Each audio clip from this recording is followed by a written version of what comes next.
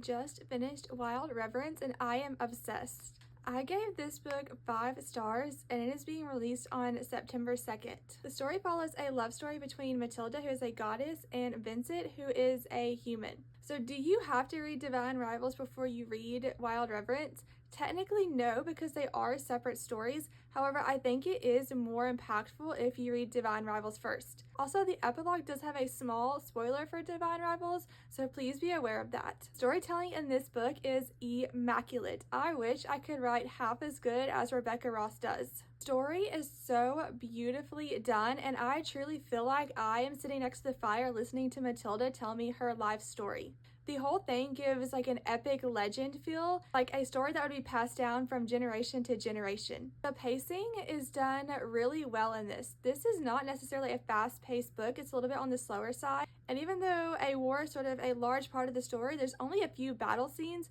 However, the story itself feels intense, because this does focus more on sort of court war politics. And it has a lot of espionage and bargains between the gods and goddesses, which had me stressed for Matilda the entire time. I was constantly worried she was getting herself into something that she could not get out of. Even though this was on a little bit of the slower side, I think it worked really well for this story. The romance is fantastic. It has this forbidden love between a goddess and a human, which means you get intense yearning.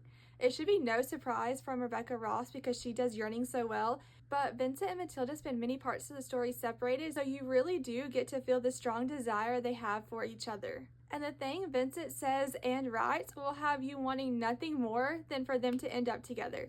If you are a fan of Roman Kit, then you will be a fan of Vincent. And again, the love story feels like an epic love story. Matilda and Vincent's love feels like it would transcend time. This is a story that when I finished it, I cried, not because the story is sad, but because it is so beautifully written. I felt like I had gone on a journey through someone's entire life. And honestly, I just feel sad that this story is over. But overall, I highly recommend Wild Reverence, and you should check it out on September 2nd.